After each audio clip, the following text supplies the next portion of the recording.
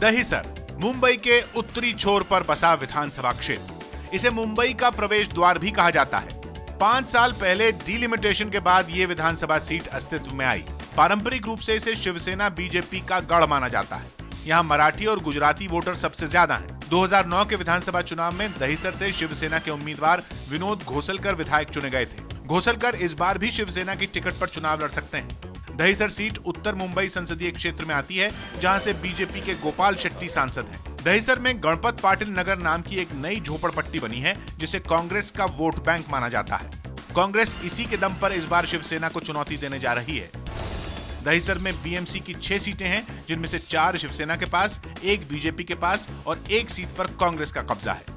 दहिसर कभी अपनी प्राकृतिक सुंदरता की वजह से जाना जाता था, लेकिन अब बढ़ती आबादी, जंगलों की अंधाधुंध कटाई, अवैध निर्माण और दहिसर नदी में प्रदूषण ने यहाँ की तस्वीर बदल दी है।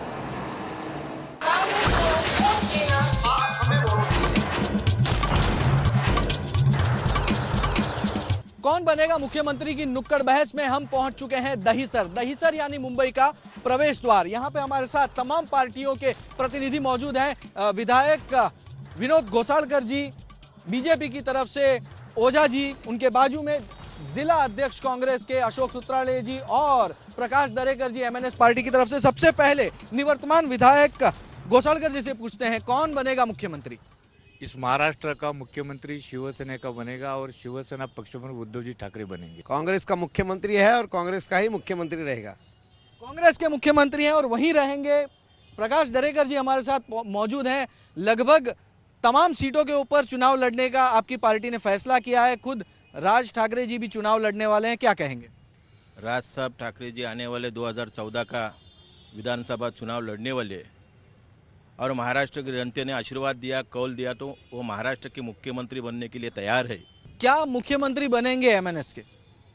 मैं मेरे बारे में बोलता हूँ, उनके बारे में मुझे बोलने की कोई जरूरत नहीं। लेकिन पिछली बार उन्होंने चुनाव लड़ा था, बहुत सारी सीट, करीब 44 सीट आपकी पार्टी की गिर गई थी। आपकी भारतीय जनता पार्टी आप अगर लोकसभा का चुनाव का नतीजा देखेंगे तो कोई बात करने की सीरियसता भी नहीं और करना चाहिए ऐसी भी बात नहीं है।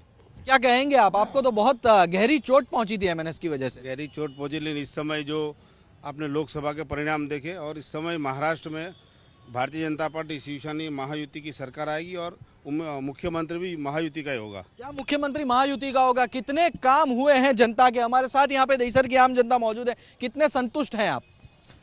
संतुष्ट बोले तो जो विकास हुआ है वो एक सीमित तरह से दहिसर में हुआ है। अच्छी तरह से जो विकास परिपूर्ण होना चाहिए उसमें कहीं ना कहीं एक बाधा लगी हुई है। मैं कहना चाहता हूँ, ये दहिसर कॉन्स्टिट्यूंसी पहली बार मैं नया होने के बाद पहला मैं चुनाव लड़ा हूँ और इस दहिसर में इंफ्रास्ट्रक्चर के काम बहुत अच्छे तरह से हुए है।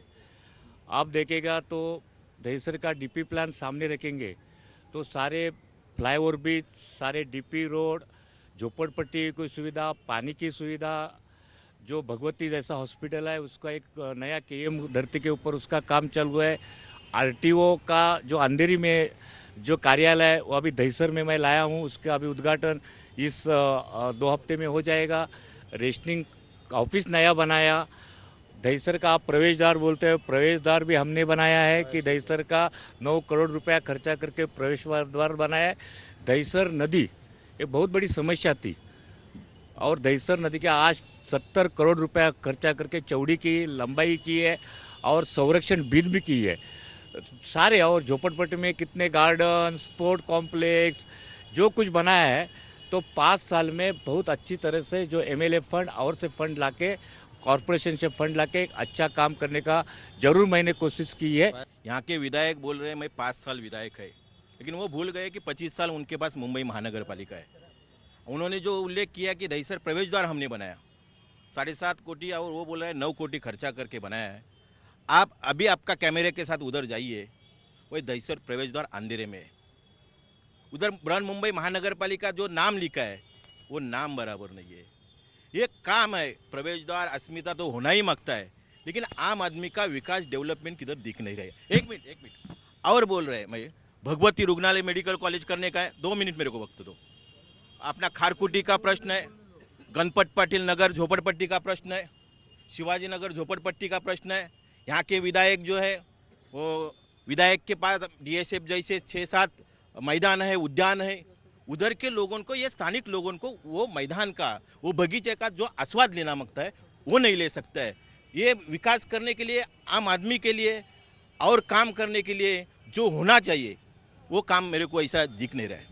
कितने लोग मानते हैं कि यहाँ पे बहुत सारा डेवलपमेंट हुआ है? ये देखिए, इतने लोगों का कहना है कि यहाँ पे बहुत, और कितने मानते हैं कि यहाँ पे डेवलपमेंट नहीं हुआ है? मुझे ये बताइए कि आप ही के इलाके में गणपत पाटिल नगर, जिसे मिनी धारावी कहा जाता है, क्या कहें? देखिए, आप तो विधानसभा भी कवर करते हैं और आपको पता है कि ये दहिसर गणपत पाटिल के नगर के लिए कितना मैं तो ये प्रयास किया है विधानसभा में, कॉरपोरेशन में, आपको तो मालूम है।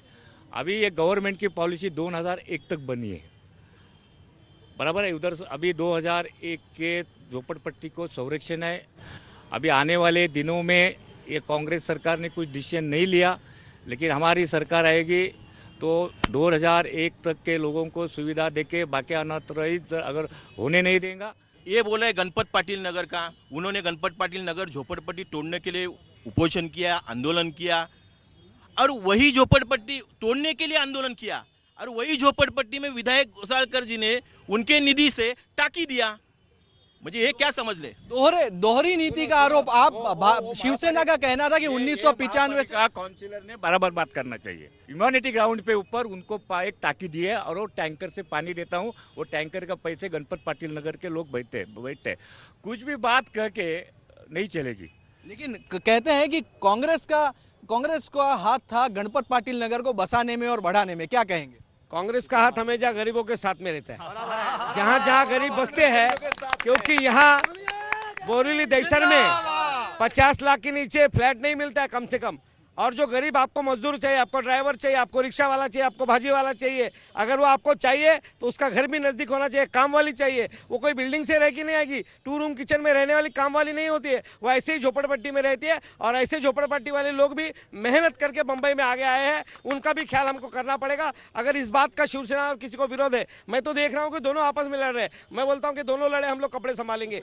दशा सुतराज जी ने कहा कि अगर मैं सुतराज जी को कहता हूं कि अभी तक वो झोपड़पट्टी लोग तुम्हारे कांग्रेस के साथ थे, मेरे साथ कभी नहीं थे।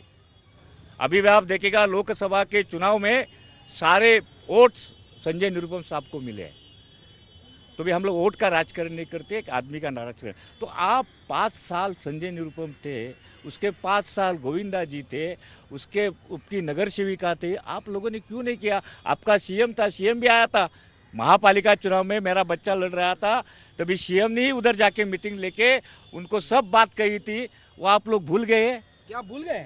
स्लम डिक्लेयर की बात हो गई है, विधायक साहब को बताना चाहता हूँ। बिल्कुल, सर ने अभी भी कहा कि 10 साल से कांग्रेस, पहले गोविंदा साहब थे, उसके बाद निरुपम साहब आए, लेकिन उसके पहले रामनाइक साहब थे, उनके काल में गणपत पाटिल नगर बसा। अगर आप रिकॉर्ड निकालेंगे, रही दहिसर की समस्या के ऊपर चर्चा हो रही है। सर, यहाँ पर अच्छे कॉलेज नहीं है, बहुत सारे बच्चों को बहुत सारा प्रॉब्लम होता है, बाहर जाते हैं, बोरली के आगे कांदिवली, गोरेगांव तरफ। तो दहिसर में अच्छा कॉलेज आना चाहिए, अच्छा हॉस्पिटल बनना चाहिए। अब रोड देखोगे तो इतने सारे खड्डे पड़े, गणपति उत्सव आने वाले हैं, रोड की बहुत बड़ी समस्या है। दहिसर वेस्ट में जाइए, कांदरपाड़ा परिसर में जाइए, दहिसर में जाइए, सिग्नल रविंद्र के पास सिग्नल पे जाइए, हाईवे के पास, बहुत ज़्यादा समस्या है सर। इसके ऊपर आप बात कीजिए सर। इसके अब देखना ये होगा कि अब की बार कौन बनेगा मुख्यमंत्री और दहिसर की सीट पे किसका दबदबा बना रहता है।